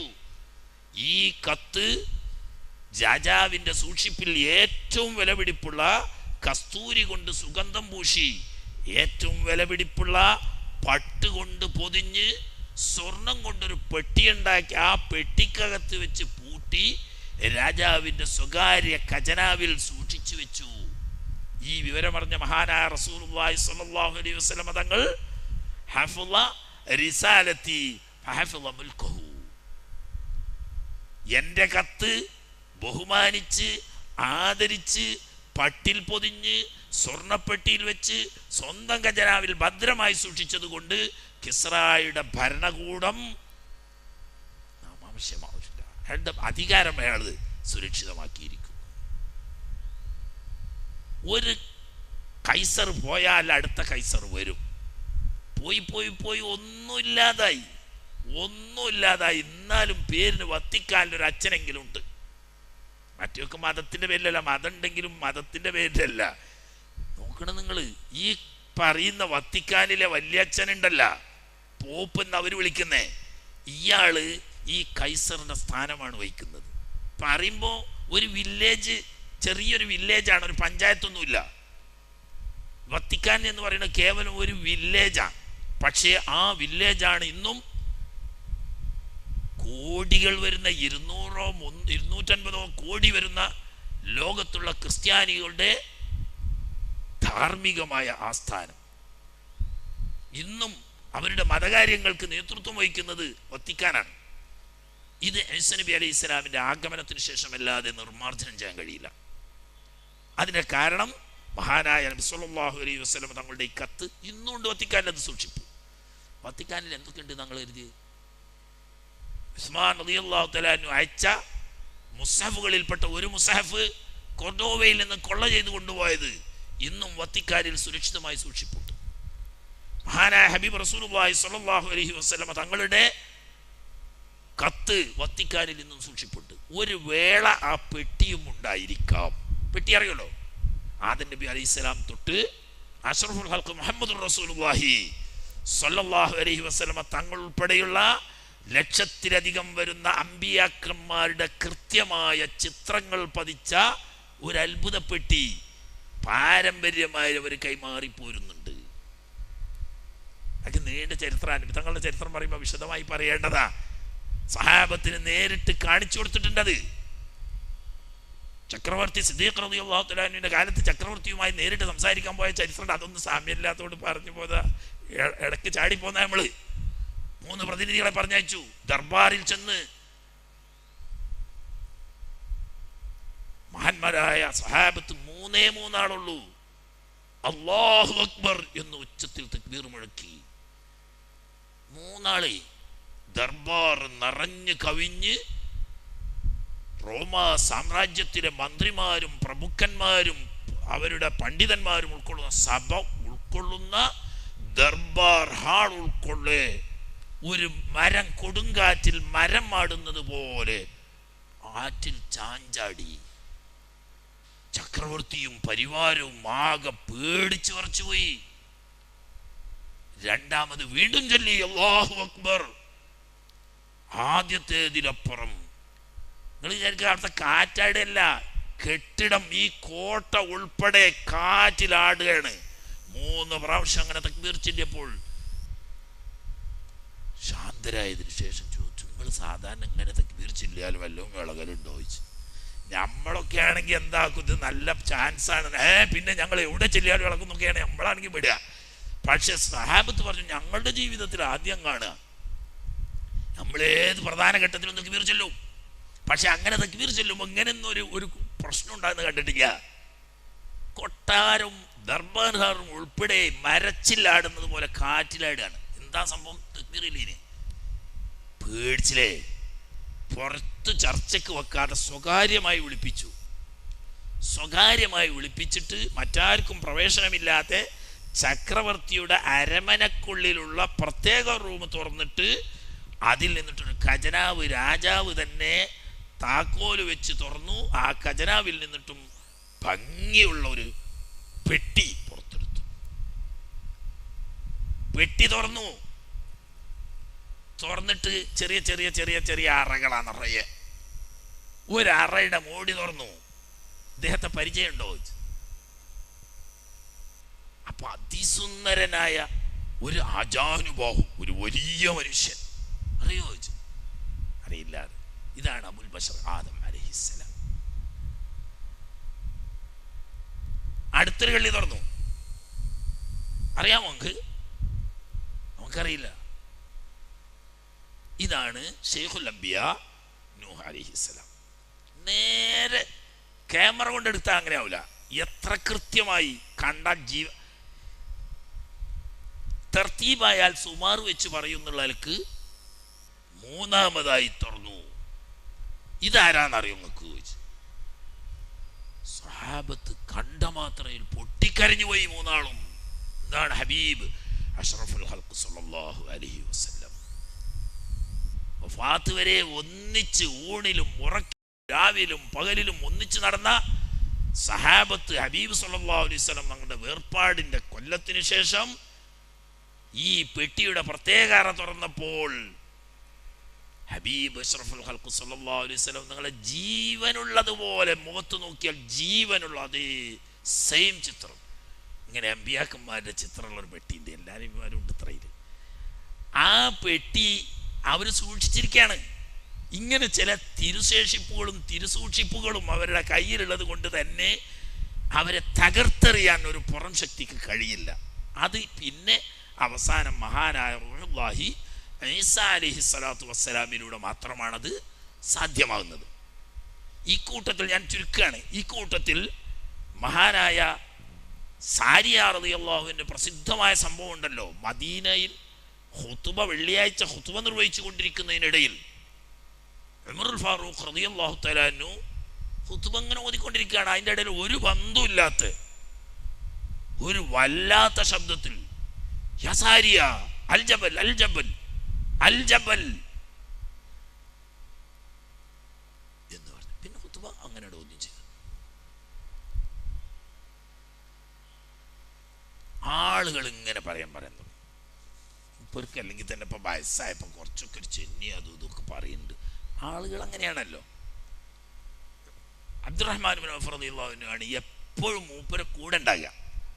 സിദ്ദീഖ് റളിയല്ലാഹു അൻഹുവിൻ്റെ കൂടെ ഉമറുൽ ഫാറൂഖ് എങ്ങനെ ഉണ്ടായിരുന്നു അതുപോലെ അബ്ദുറഹ്മാൻ ബിൻ ഔഫ് എപ്പോഴും കൂടെ ഉണ്ടാവും. ഉപദേശകനായിട്ടും അഭിപ്രായം പറയാൻ വേണ്ടിയിട്ടും അഭിപ്രായം ചോദിക്കാൻ എല്ലാത്തിനും കൂടെ ഉണ്ടാവും. ജുമാ കഴിഞ്ഞ് പോയതിന് ശേഷം അങ്ങോട്ട് ചെന്നിട്ട് ചോദിച്ചു. അല്ലെങ്കിൽ തന്നെ ആൾക്കാർ ഓരോന്ന് പറഞ്ഞുകൊണ്ട് നടക്കുക. പിന്നെ നിങ്ങൾ ഇങ്ങനെ സമയം ആളുകൾക്ക് പറയാൻ ഓരോ കാരണം ഉണ്ടാക്കി വെക്കും. വെള്ളിയാഴ്ച ഖുതുബ ഓതുന്നതിൻ്റെ ഇടയിൽ എന്താ നിങ്ങൾക്ക് ഒരു ഒച്ച, ഒരു അട്ടഹാസം? അതിനെ ആ സാരി അൽ ജബൽ സാരി എവിടെ? പേർഷ്യയിൽ ഏതോ മേഖലയിൽ യുദ്ധം ചെയ്തുകൊണ്ടിരിക്കുന്ന സാരിയ നിങ്ങൾ ഇവിടെ വെള്ളിയാഴ്ച എന്ന് പറഞ്ഞു. ഞാൻ എനിക്ക് ഒന്നും കഴിയില്ല. ഫമാ തമാലക്തു നഫ്സി, എനിക്ക് നിയന്ത്രിക്കാൻ കഴിഞ്ഞില്ല. അൻ റഅയ്തു സാരിയത വജുനൂദഹു, സൈന്യം സാരിയത്തിനെയും അദ്ദേഹത്തിന് കൂടെയുള്ള പട്ടാളക്കാരെ ഞാൻ കണ്ടു.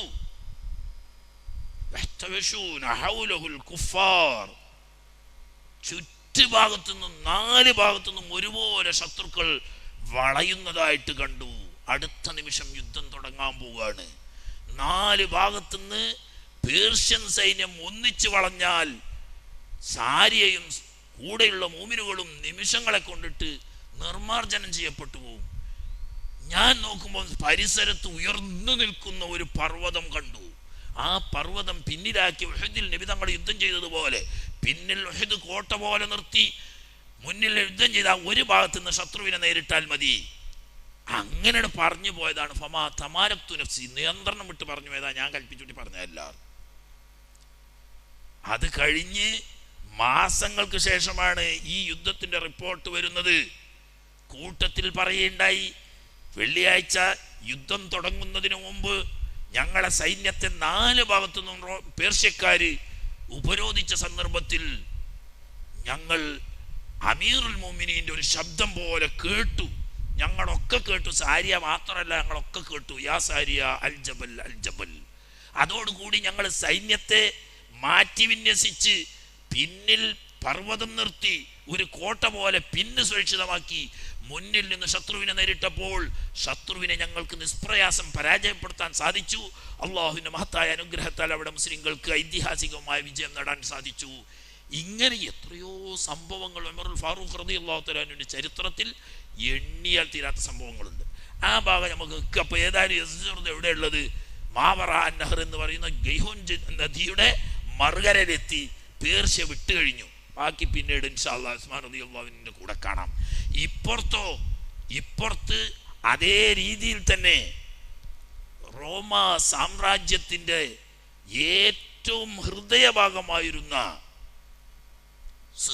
ഇന്ന് സിറിയ എന്ന് പറയും, ഇന്നത്തെ സിറിയ അല്ല, അന്നത്തെ സിറിയ എന്ന് പറയുന്നത് ഫലസ്തീന്, ജോർദാന്, ഒമാന് തുടങ്ങി ആ ഭാഗത്തുള്ള എല്ലാ രാജ്യങ്ങളും അതിൽപ്പെട്ടത് തന്നെയാണ്. ഡമസ്കസ് അതിൻ്റെ പ്രധാന പട്ടണമാണെന്നുള്ളൂ. ഈജിപ്തിൻ്റെ അതിർത്തി വരെ നീണ്ടു കിടക്കുന്ന സ്ഥലം. ഈ സ്ഥലം മുഴുവനും മുസ്ലിങ്ങളുടെ കീഴിലായി. അവസാനം അവരുടെ ദീനിൻ്റെ കേന്ദ്രം ഈസ നബി അലൈഹി സ്വലാം ജനിച്ച ബൈത്തുലഹം ഉൾക്കൊള്ളുന്ന, തന്നെയുമല്ല ഈസ നബി അലൈഹി സ്വലാം ആകാശത്തിലേക്ക് വാരാരോഹണം നടത്തിയ അവസാനം ഇവിടുന്ന് ഉയർത്തപ്പെട്ട പള്ളി ഉൾപ്പെടെ ബൈത്തുൽ മുഖദ്ദിസിലാണുള്ളത്. നസ്രാനിയുടെ മതത്തിൻ്റെ എല്ലാ ഹൃദയം തുളുമ്പുന്ന എല്ലാ കണ്ണും അതിൻ്റെ ഉള്ളിലാ. അവിടെ ഒരു ജീവൻ മരണ പോരാട്ടം തന്നെ. മഹാനായ അംർ ബിൻ ആസ് റളിയല്ലാഹു തആല അൻഹുവിന്റെ നേതൃത്വത്തിൽ തുടങ്ങിയ ഈ പോരാട്ടം പ്രശ്നത്തിന്റെ ഗുരുതരാവസ്ഥ മനസ്സിലാക്കിയ ഉമറുൽ ഫാറൂഖ് റളിയല്ലാഹു തആല അൻഹു അബൂ ഉബൈദത്ത് ഉൾപ്പെടെയുള്ള 6 കമാൻഡർമാരോടും ഫലസ്തീനിൽ വരാനും ബൈത്തുൽ മുഖദ്ദസ് ഉപരോധിക്കാനും ഉമർ റളിയല്ലാഹു തആല അൻഹു ആവശ്യപ്പെട്ടു. അങ്ങനെ 6 കമാൻഡർമാരും ഒന്നിച്ച് ബൈത്തുൽ മുഖദ്ദസ് ഉപരോധിച്ചു. ശക്തമായ ഉപരോധം ഏർപ്പെടുത്തി. പക്ഷേ ഉള്ളിലേക്ക് കയറാൻ സാധിച്ചിട്ടില്ല. അങ്ങനെ അവിടുത്തെ വലിയ അച്ഛൻ, അവിടുത്തെ ഭരണാധികാരി വലിയ അച്ഛനായിരുന്നു, അയാൾ പറഞ്ഞു, നിങ്ങൾ 1 കൊല്ലം മുഴുവനും ഉപരോധിച്ചാലും ഞങ്ങൾക്കൊന്നും സംഭവിക്കില്ല. ഇനി വേണ്ട, ഉപരോധം ഭേദിച്ച് നിങ്ങൾ ഞങ്ങളെ ആക്രമിച്ചാലും ഞങ്ങൾ ഒരിക്കലും നിങ്ങൾക്ക് കീഴടങ്ങുന്ന പ്രശ്നമേ ഇല്ല.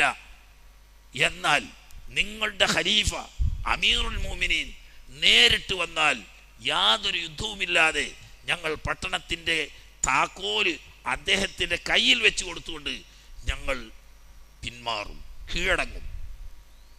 ഈ വിവരം ഉടനെ അബൂ ഉബൈദ റളിയല്ലാഹു തആല അൻഹു ഉമർ ഫാറൂഖ് റളിയല്ലാഹു അൻഹു കത്തയച്ചു. നമുക്ക് കുറേ ആളെ കൊല്ലലല്ലോ ആവശ്യം, ആരെങ്കിലും യുദ്ധം ചെയ്ത് പരാജയപ്പെടുത്തലുമല്ല ഉദ്ദേശം, മറിച്ച് അള്ളാഹുവിൻ്റെ ദീനിൻ്റെ ദഅവത്ത് എല്ലായിടത്തും എത്തുക. അതിനാരും പ്രതിബന്ധം ഉണ്ടാവില്ല, അത്രയേ ഉള്ളൂ.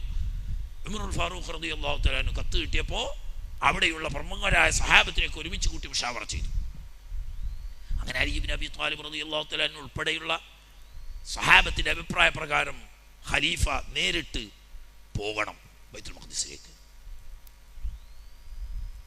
ഇന്ന് പേർഷ്യയെയും റോമയെയും ഒരുപോലെ പാഠം പഠിപ്പിച്ച് ലോകത്തെ തന്നെ ഏറ്റവും വലിയ വൻ ശക്തി രാഷ്ട്രമായി മാറിയ, വിസ്തൃതി കൊണ്ടും സമ്പൽ സമൃദ്ധി കൊണ്ടും സൈനിക ശേഷി കൊണ്ടും അല്ലാത്ത സാമൂഹികമായ പുരോഗതിയും കെട്ടുറപ്പും കൊണ്ടും ലോകത്ത് ഒന്നാം ശക്തിയായി മാറിയ മഹാനായ ഉമറുൽ ഫാറൂഖ് റളിയല്ലാഹു തആല അൻഹുവിൻ്റെ ഭരണകൂടത്തിൻ്റെ ഖലീഫയാണ് ഉമർ. ഇങ്ങനെ പോയത് ആരെയും അംഗരക്ഷകരായിട്ട് കൂടെ കൂട്ടിയില്ല, സൈന്യങ്ങൾ കൂടെയില്ല, അംഗരക്ഷകർ കൂടെയില്ല.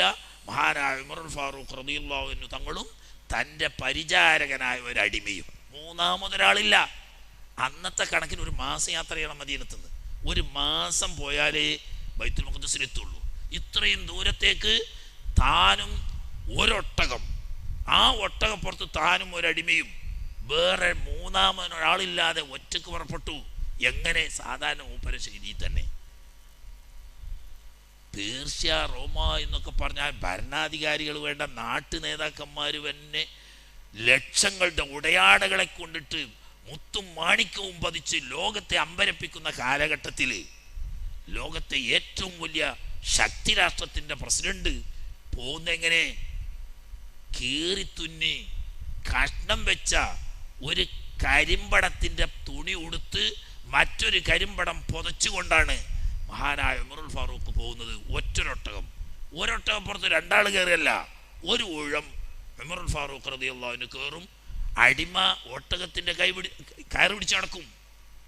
പിന്നീട് അടിമ ഒട്ടകപ്പുറത്ത് കയറും. അത്രയും ദൂരം ഉമറുൽ ഫാറൂഖ് റളിയല്ലാഹു അൻഹു ഒട്ടകത്തിൻ്റെ കയറ് പിടിച്ച് നടക്കും. കൃത്യമായ കണക്ക്.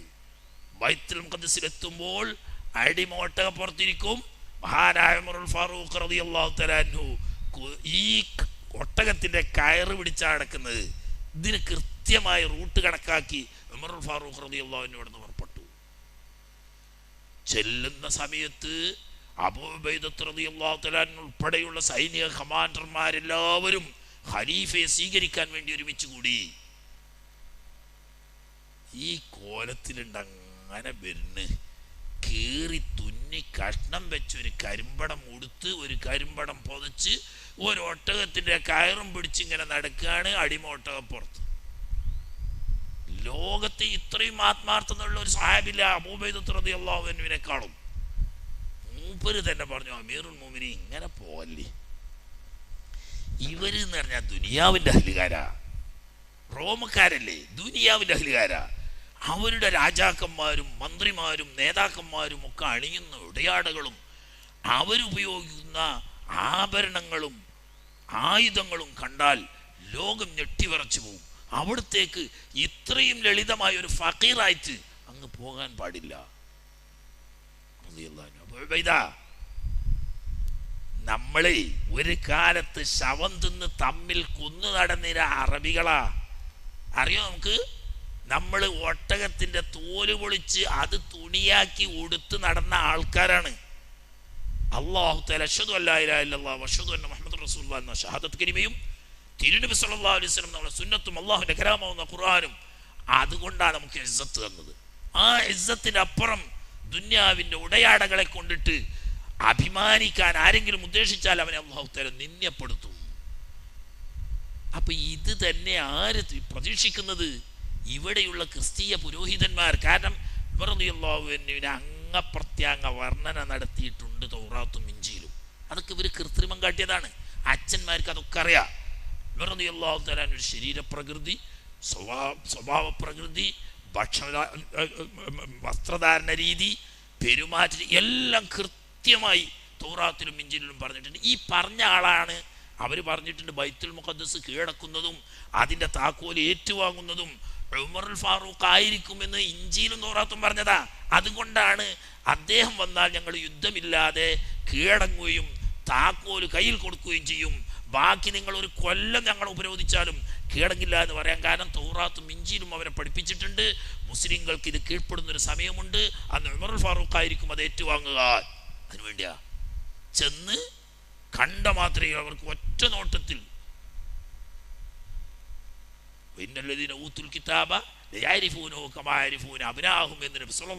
തങ്ങളെ പറഞ്ഞതുപോലെ 4 ഖലീഫമാരെ പറ്റിയും കൃത്യമായി അവർക്കറിയാം. അങ്ങനെ മഹാനായ ഉമർ റളിയല്ലാഹു തആല അൻഹുവിന്റെ കയ്യിൽ അവിടുത്തെ അച്ഛൻ പട്ടണത്തിന്റെ താക്കോല് ബഹുമാനപൂർവ്വം കൊണ്ടു കൊടുത്തു. താക്കോല് തുറന്ന് അകത്ത് പ്രവേശിച്ചു. മഹാനവർകൾ ഇവരുമായി സംഭാഷണത്തിന്, ചർച്ചക്ക് ഇന്നുണ്ട്. ബത്ലഹേമിന്റെ തൊട്ടിപ്പുറത്തായിട്ട് ഇവരുടെ വലിയ ഒരു ചർച്ച ഉണ്ട്. ആ ചർച്ച ഇന്നും അങ്ങനെ പുരാതന രീതിയിൽ നിലനിർത്തി വലിയൊരു ടൂറിസ്റ്റ് കേന്ദ്രമായി നടത്തുന്നുണ്ട്. ഞങ്ങൾ കണ്ടു. അതിൻ്റെ ഉള്ളിൽ നമ്മൾ കയറിയിട്ടില്ല, അതിൻ്റെ ആവശ്യമില്ല, കയറുന്നവർക്ക് കയറുന്നതാണൊന്നുമില്ല. ഈ പറയുന്ന പള്ളിയിൽ വെച്ചിട്ടാണ് ചർച്ച. പള്ളിയിൽ ചർച്ച നടന്നുകൊണ്ടിരിക്കുമ്പോൾ ഉച്ച സമയമായി, ലുഹ്റായ സമയത്ത് ഉമറുൽ ഫാറൂഖ് റളിയല്ലാഹു അൻഹു പറഞ്ഞു, തൽക്കാലം ചർച്ച നിർത്തിവെച്ച് ലുഹ്റായിട്ടുണ്ട്, എനിക്ക് ലുഹ്ർ നിസ്കരിക്കണം. അച്ഛന്മാര് പറഞ്ഞു, നിങ്ങൾ ബേജാറാണ്ട, ഇവിടെ നിസ്കരിച്ചോളി, ഒന്നും എടുക്കാൻ ഇവിടെ സൗകര്യമുണ്ട്, നിസ്കരിക്കാനും ഇവിടെ സൗകര്യമുണ്ട്, പള്ളിയിൽ നിസ്കരിച്ചോളിയാണ്. അവര് സൗഹാർദ്ദം പ്രകടിപ്പിച്ചതാണ്. ഉമർ റളിയല്ലാഹു തആല അൻഹു അങ്ങനെ ഒരു അബദ്ധം ചെയ്തൊക്കെയാണെങ്കിൽ അത് പിന്നെ വലിയ പ്രശ്നമാവുമായിരുന്നു. കാരണം അവരുടെ ഏറ്റവും പ്രധാനപ്പെട്ട പള്ളിയാണത്. യേശു ക്രിസ്തു ജനിച്ചു എന്ന് പറയുന്ന സ്ഥലം ബൈത്ലഹേം അതിൻ്റെ ചോട്ടിലാണ്. ഇന്നുണ്ട് അതൊക്കെ അങ്ങനെ തന്നെ. മറ്റേ പുൽത്തൊട്ടിയും എല്ലാം അവിടെ ഒരു ഇങ്ങനെ കൃത്രിമമായി ഉണ്ടാക്കി കാണാൻ വെച്ചിട്ടുണ്ട്. നമുക്കൊക്കെ പോയി കാണാം, നമ്മളൊക്കെ പോയി കണ്ടും ചെയ്ത്. അവരവിടെ വല്ല സുജൂദ് ചെയ്യും, പൂജിക്കുകയൊക്കെ ചെയ്യുന്ന. എന്നാലും നമ്മൾ ഈസാ നബി അലൈഹി സ്വലാം ജനിച്ച സ്ഥലമാണല്ലോ, ഒരു ബർക്കത്തിന് എന്നുള്ള ആൾക്ക് പോയി ഞങ്ങൾ ഈസാ നബി അലൈഹി സ്വലാമിൻ്റെ ഒരു ഫാത്തിഹയൊക്കെ ഓതി പോന്നു. ഈ സ്ഥലം ഉൾക്കൊള്ളുന്ന പള്ളിയാണിത്. എല്ലാവർക്കും കയറുന്നതിനൊരു പ്രശ്നമില്ല. പക്ഷേ മഹാനായ ഉമർ റളിയല്ലാഹു അൻഹു ദീർഘദൃഷ്ടി നോക്കണം. ഉമർ റളിയല്ലാഹു അൻഹു പറഞ്ഞു, നിങ്ങൾ പറയുന്ന സൗഹൃദത്തിന് നന്ദി, പക്ഷേ അത് പിന്നീട് ഒരു അബദ്ധത്തിന് വഴിയാണ്. കാരണം ബൈത്തുൽ മുഖദ്ദസ് യുദ്ധം ചെയ്തുകൊണ്ടല്ല, സന്ധിയിലൂടെയാണ് കീഴടങ്ങുന്നത്. സന്ധിയിൽ കീഴടങ്ങിയാൽ അവരുടെ ആരാധനാലയങ്ങൾ അവരുടേതായി തന്നെ നിലനിർത്തി കൊടുത്തുകൊള്ളണം. ഇന്ന് ഞാൻ ഇവിടെ നിസ്കരിച്ചാൽ നാളെ പിൽക്കാലത്ത് സമുദായത്തിൽ വിവരം കുറഞ്ഞ ആളുകൾ വരും. അവര് പറയും, ബൈത്തുൽ മുഖദ്ദസ് കീഴടങ്ങിയ സമയത്ത് ഞങ്ങളുടെ ഇമാമ് ബഹുമാനപ്പെട്ട അമീറുൽ മുഅ്മിനീൻ ഉമറുൽ ഫാറൂഖ് റളിയല്ലാഹു തആല അൻഹു നിസ്കരിച്ച സ്ഥലമാണിത്, ബറക്കത്തിന് വേണ്ടി ഞങ്ങളത് പള്ളിയാക്കും എന്ന് പറഞ്ഞ് ബലത്താൽ നിങ്ങളെ ആട്ടിയോടിച്ച് നിങ്ങളുടെ ചർച്ച് കൈമോശം വന്ന് അത് മുസ്ലിം പള്ളിയായി പരിവർത്തനപ്പെടും. നമ്മൾ തമ്മിൽ സന്ധിയായി തീർന്നാൽ അങ്ങനെ അല്ലല്ലോ വ്യവസ്ഥ. അതുകൊണ്ട് എനിക്ക് ഇവിടെ നിസ്കരിച്ചാൽ ഭാവിയിൽ അത് നിങ്ങൾക്ക് ഭീഷണിയാണ്, അതുകൊണ്ട് ഞാൻ അവിടെ നിസ്കരിക്കുന്നില്ല. തൊട്ടപ്പുറത്ത് ഒരു വിളിപ്പാടകരെ നമ്മളവിടെ നിന്ന് ആ സ്റ്റേജ് കാണുന്ന അത്രയും ദൂരത്തിൽ പോയി തുറന്നൊരു സ്ഥലത്ത് മഹാനായ ഉമറുൽ ഫാറൂഖ് റളിയല്ലാഹു തആല അൻഹു വെറും മണ്ണിൽ നിസ്കരിച്ചു. മഹാനായ ഉമർ റളിയല്ലാഹു തആല അൻഹു ദീർഘദൃഷ്ടി നോക്കണം. ഇന്നതൊരു പള്ളിയാണ്. ആ സമീപകാലത്തിന് സ്വഹാബത്ത് അതിനെ പള്ളിയാക്കി മാറ്റി. ഇന്ന് കാണാൻ നോക്കിയാൽ അങ്ങോട്ടും ഇങ്ങോട്ടും കാണാം. ഇടയ്ക്ക് ഇങ്ങനെ വലിയ റോഡിന്റെ വീതി ഒഴിവുള്ളൂ. ഇപ്പുറത്ത് ക്രിസ്ത്യാനികളുടെ ചർച്ചിക്കുമ്പോൾ അപ്പുറത്ത് മസ്ജിദ് ഉമറുൽ ഫാറൂഖ് റളിയല്ലാഹു തആല അൻഹു ബൈത്തുൽ മുഖദ്ദസിന്റെ വിഷയം ചർച്ച ചെയ്തുകൊണ്ടിരിക്കുന്ന സമയത്ത് ളുഹ്ർ നിസ്കരിക്കാൻ ഉപയോഗിച്ച സ്ഥലം ഇന്ന് പ്രസിദ്ധമായ ഒരു പള്ളിയായി മാറിയിരിക്കുകയാണ്. അത് കഴിഞ്ഞ് കരാർ പൂർത്തിയായതിനു ശേഷം നേരെ മസ്ജിദുൽ അഖ്സയിൽ ചെന്ന്, അന്ന് ഇന്നത്തെ മസ്ജിദുൽ അഖ്സ അവരുടെ കയ്യിലാണ്, അവർ കയ്യേറിയതാണല്ലോ അത്. ബഹുമാനപ്പെട്ട ഉമറുൽ ഫാറൂഖ് റളിയല്ലാഹു തആല അൻഹു തങ്ങള് മസ്ജിദുൽ അഖ്സ വൃത്തിയാക്കുകയും അവിടെ നിന്ന് ജുമുഅ നിർവഹിക്കുകയും ചെയ്തു. അനന്തരം അവിടെ നിന്ന് വെളിപ്പാട് അകലെയുള്ള സഹ്റ, അന്ന് പള്ളിയില്ല, മഹാനായ ഹബീബ് അഷ്റഫുൽ ഖൽഖ് സല്ലല്ലാഹു അലൈഹി വസല്ലം തങ്ങള് ഇസ്രാ കഴിഞ്ഞ് ഇന്നും ആ സ്ഥലമൊക്കെ ഉണ്ട്. ഇസ്രായേലിന് പോകുന്ന സമയത്ത് ബുറാഖിനെ കെട്ടാൻ ഉപയോഗിച്ചൊരു പാറക്കല്ല്, ആ പാറക്കല്ലിന് റോട്ടയാക്കിയിട്ട് അതിലായിരുന്നു ബുറാഖിന് കെട്ടി. ആ സ്ഥലം ഒന്നും അവിടെ ഉണ്ട് സുരക്ഷിത അവിടെ, കാരണം അവിടെ വഹാബിൻ്റെ ഭരണം വന്നിട്ടില്ല, അതുകൊണ്ട് അത് പൊളിച്ചിട്ടില്ല. അതങ്ങനെ ഉണ്ട്.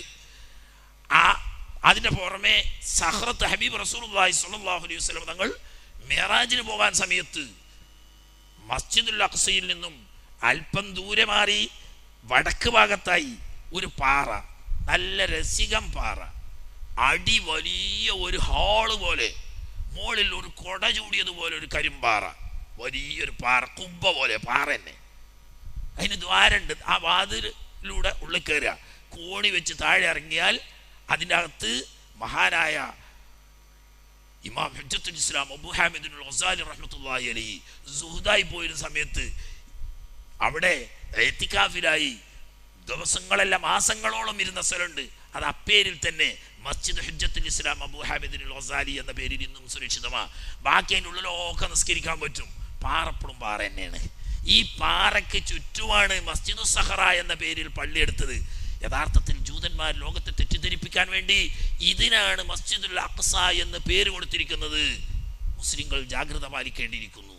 കാരണം ഒരു വേള ഒരു മദ്യം വന്നാൽ മസ്ജിദുൽ അഖ്സ മുസ്ലിങ്ങൾക്ക് വിട്ടുകൊടുക്കാം എന്ന് പറഞ്ഞിട്ട് മസ്ജിദുസ് സഹറ, അതാണല്ലോ നമുക്ക് പരിചയം, മസ്ജിദ് സഹറ നമുക്ക്. യഥാർത്ഥ മസ്ജിദുൽ അഖ്സ അവർക്ക് തട്ടിയെടുക്കാം എന്നുള്ള തന്ത്രപൂർവ്വമാണ് മസ്ജിദുൽ അഖ്സ ഒരു പഴയ പള്ളിൻ്റെ കോളത്ത് കൊടുത്തിട്ട് ആകർഷണീയമല്ലാതെ മസ്ജിദുസ് സഹറ അത്യാകർഷകമായ ഒറ്റ കുബ്ബ, ഒരു വമ്പിച്ച പള്ളി, ഒരൊറ്റ കുബ്ബ, സ്വർണ്ണ നിറത്തിലുള്ള ഒറ്റ കുബ്ബയിൽ തീർത്ത് യഥാർത്ഥത്തിൽ പള്ളിയല്ല. അത് പള്ളിയല്ല. അതിൻ്റെ ഉള്ളിൽ ഈ പറഞ്ഞ അടിയിൽ, പാറിൻ്റെ അടിയിൽ ഗുഹയെ ഇറങ്ങിയാലേ നിസ്കരിക്കാൻ പറ്റുള്ളൂ. പാറയായിട്ട് തന്നെ കാണുക. ആ പാറക്ക് ചുറ്റുമാണ് ഈ കെട്ട്. ഈ കെട്ടിൻ്റെ മുകളിലാണ് കുബ്ബ വെച്ചിരിക്കുന്നത്. അത് മുതൽ മസ്ജിദ് സഹറത്ത് മുതൽ മസ്ജിദുൽ അഖ്സ വരെയുള്ള സ്ഥലം നിരപ്പാക്കി ടൈൽസ് പതിച്ചു. നിസ്കരിക്കാനും മറ്റുമൊക്കെയുള്ള സൗകര്യമുള്ള തുറന്ന ഓപ്പൺ എയർ സ്ഥലങ്ങളാണ്. ഇന്നുള്ള അവസ്ഥയാണ് പറയുന്നത്.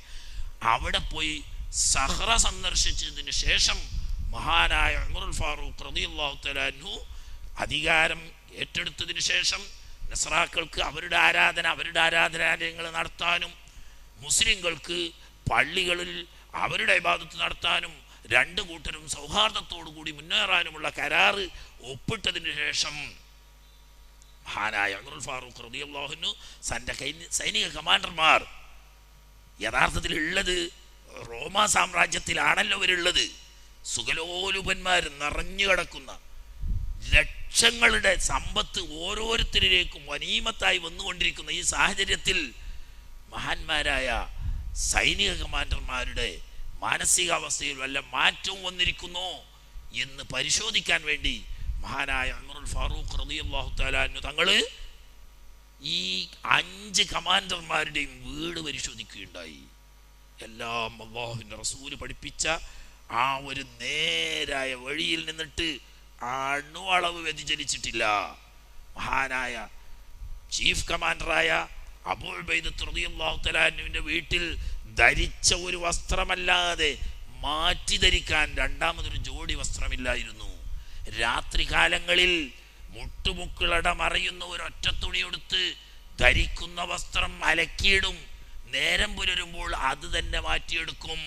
പിറ്റേ ദിവസം പിന്നീട് യുദ്ധവുമായി ഇടപഴകി പൊടിയും ചളിയും ചേറും മഴുക്കുമൊക്കെയായി പിറ്റേന്ന് രാത്രി അത് തന്നെ കഴുകിയിട്ട് ധരിക്കുകയല്ലാതെ യുദ്ധത്തിന് ഉപയോഗിക്കുന്ന പടയങ്കിയും പടയായുധങ്ങളും പടക്കുതിരയുമല്ലാതെ ദുനിയാവിലെ സമ്പത്തായി ഒരു ദിർഹമിൻ്റെ സ്വത്ത് ഈ പറയപ്പെടുന്ന ഒരു കമാൻഡറുടെയും മഹാനായ ഖാലിദ് ബിൻ വലീദ് റളിയല്ലാഹു തആല ഉൾപ്പെടെയുള്ള മഹാനവറുകൾ ഇന്ന് കമാൻഡർ സ്ഥാനത്തില്ലെങ്കിലും പ്രധാന മുസ്തഷാർ, എന്ത് യുദ്ധകാര്യങ്ങളുണ്ടെങ്കിലും കൂടിയാലോചിക്കേണ്ട ഒന്നാമനായി ഇന്നും നിലവിലുണ്ട്. മരിക്കുന്ന സമയത്ത് ധരിച്ചൊരു ജോഡി വസ്ത്രമല്ലാതെ മഹാനായ അബൂ സുലൈമാൻ ഖാലിദ് ബിൻ വലീദ് റളിയല്ലാഹു തആല അൻഹുവിനെ മഹാനവറുകൾ പറയാണ്, 100-ലധികം ഘോര യുദ്ധത്തിൽ ഞാൻ എൻ്റെ ശരീരത്തിൽ എൻ്റെ കണ്ണിനകത്തല്ലാതെ എല്ലാ ഭാഗത്തും പരിക്കേറ്റിട്ടുണ്ട്.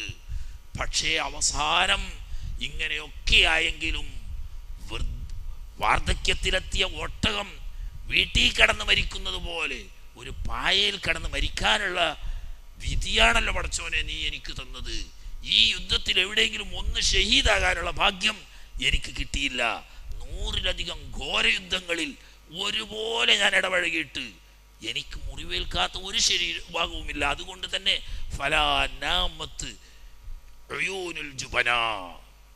ഭീരുക്കൾ, ശത്രുവിനെ പേടിച്ചുകൊണ്ട് ഭീരുത്വം കാണിക്കുന്നവർ, അവർക്ക് ഉറക്കം വരാതിരിക്കട്ടെ എന്ന് പറഞ്ഞാൽ ഒരിക്കലും അവർക്ക് സമാധാനം വരാതിരിക്കട്ടെ. അതായത് അല്ലാഹുവിൽ അടിയുറച്ച് വിശ്വസിച്ച് അള്ളാഹുവിന് വേണ്ടി സേവനം ചെയ്യുമ്പോൾ അള്ളാഹ് ആക്കാത്തതൊന്നും വരില്ല.